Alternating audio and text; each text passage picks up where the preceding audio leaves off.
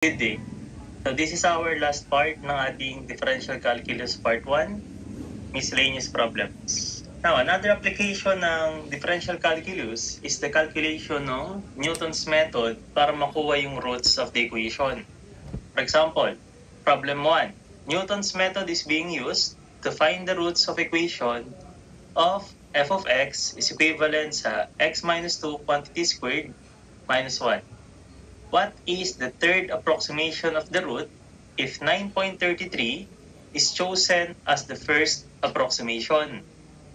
Now, si Newton, nag-develop siya ng technique para makuha yung roots of an equation. Basically, naka-encode yun sa ating calculator. Every time pinipress niya yung shift solve, si CalQ, ginagawa niya yung Newton's method. So, yung shift solve na yan, galing yan sa Newton's method.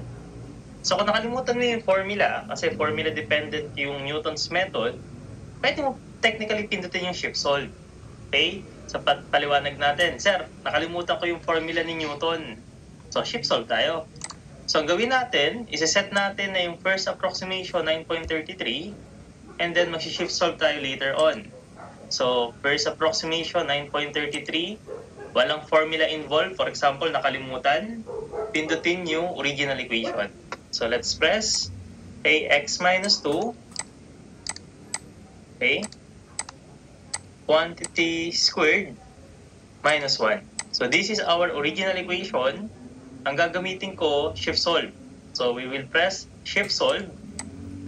Okay, once mapindot natin yung shift solve, magtatanong siya ng x. So dito papasok yung first approximation. Nagtatanong siya ng approximation kasi natin dito eh.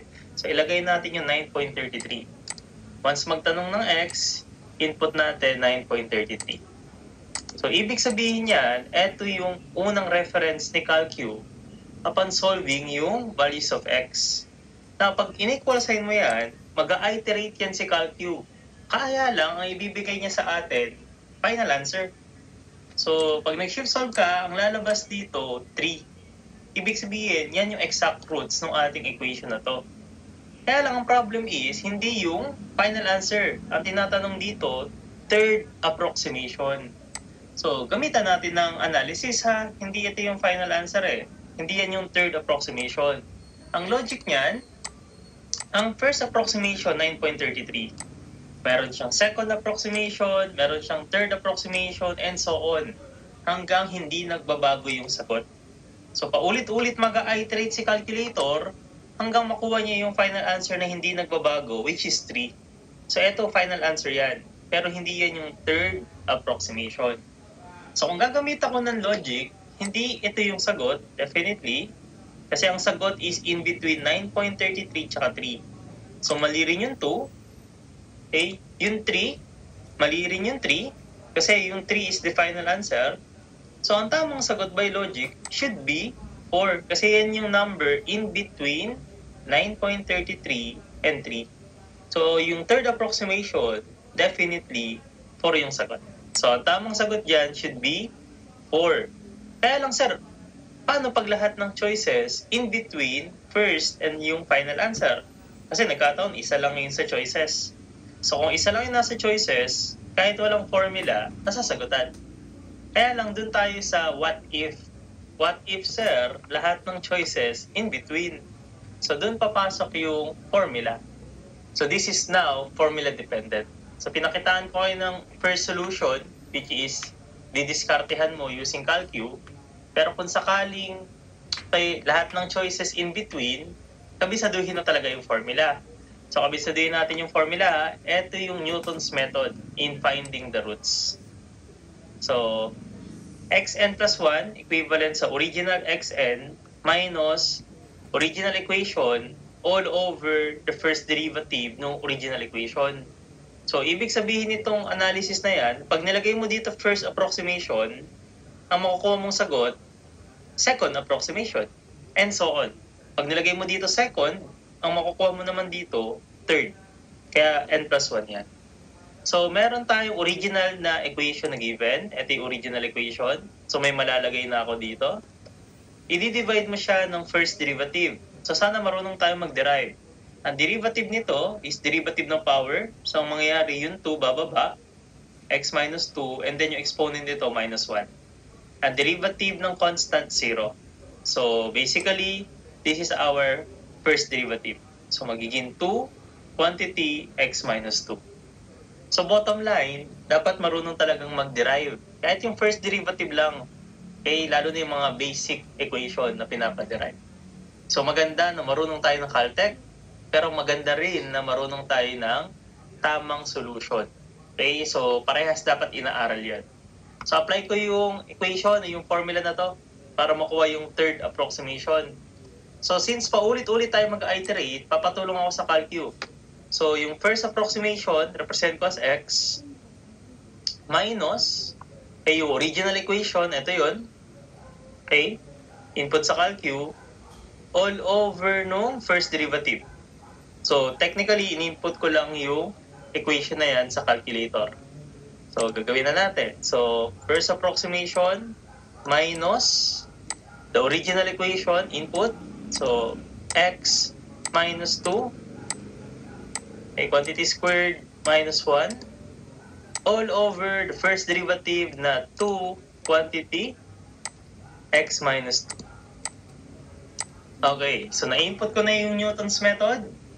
Ang gagawin ko na lang, substitution. So gusto ko ilagay dito yung first approximation, okay, which is given na 9.33.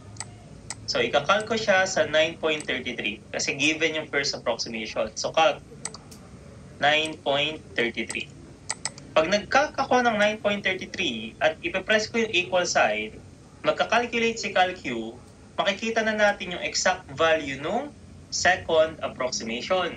So, equal sign. Ito yung second approximation. So, nakikita na natin yung exact value. Yan yung second. Ang tinatanong third. So, ang gagawin mo, yung second approximation, isa-substitute mo sa mga x na yan. Para mabilis mag-substitute, i-calc na lang ulit natin. So, calc. Magtatanong ng second approximation. Ilagay nyo na lang answer. So, you press calc. Okay? Para makuha natin yung third approximation. And then, lalabas na yung sagot. So, once pinindot natin yung equal sign, lalabas na yung third approximation, which is, ina-anticipate natin, yung fourth. Okay, so, kahit fourth approximation pa yan, fifth, and so on, makukuha mo, calc lang ng calc. For example, calc answer. So, lalabas yung fourth approximation. Calc answer. Paulit-ulit mong gawin yan hanggang sa hindi na magbago. Doon lumabas yung sagot na 3 kanina sa shift solve. Okay? So, paulit-ulit na iteration lang yan hanggang lalabas yung 3. Okay? Kalka ng answer, hindi na yan magbabago na 3. So, yun yung program ni Calcu sa shift solve. Ina-apply yung Newton's method. Pero in this case, ang main question is only the third approximation. Kaya yung final answer natin should be 4. So, mahalaga pa rin yung basic analysis, basic derivative. Okay, next. Okay, number 2 is quite simple. Ang tinatanong lang dito, consider a strictly concave up function of one variable, x, with a lower bound and an upper bound on x. At what values of x will the function be minimized? So, tinatanong lang dito, kailan daw siya magmi-minimized? So, given yung tatlong graph, more on analysis and observation lang. Pag titingnan ko yung graph na to, obviously, nag-minimize yung x natin sa part na to, which is upper bound. Tama yung A. Kaya lang, upon observation sa middle part, yung graph na ito, na-minimize naman siya dito, which is yung lower bound. Tama rin si B. And obviously, dito sa last graph, nag-minimize siya in between upper and lower bound. Tama rin si C.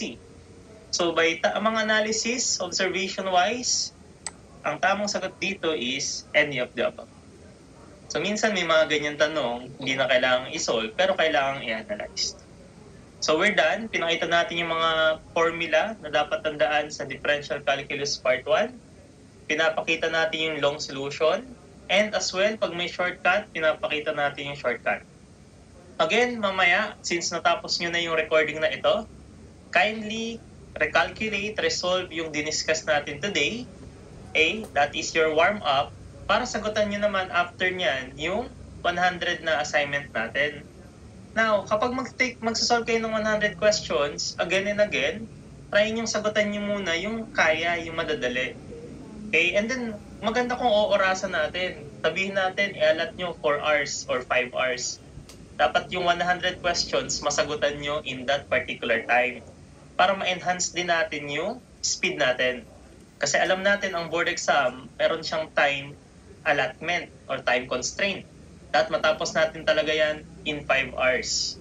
So, ngayon pa lang, habang nagpe-prepare tayo, sama na rin natin yung time factor na dapat nakakapag-solve, nakakapag-double check, nakakapag-recheck within 5 hours. Again, ang pagsosolve ha, maganda kung gagamitan nyo ng different approach. Okay, minsan try nyo sagutan long solution kung kaya naman. Okay, kung hindi kaya, tsaka nyo gamitan ng Caltech. Okay, as much as possible, mas maganda, mas marami tayong method. Para once makalimutan mo yung isa, meron ka pa ring backup. Anyway, ang pag-solve, pagre-resolve, yan yung paraan to master the formula para makabisado natin. So, tiyagain lang. Okay, nagsisimula pa lang tayo. This is only our second week. I'm sure with time, with practice, makukuha din natin yan. Okay, so huwag tayong mangamba. Okay, we have enough time mag-prepare. You simply do your part. Okay, so that's it. Have a good day. God bless.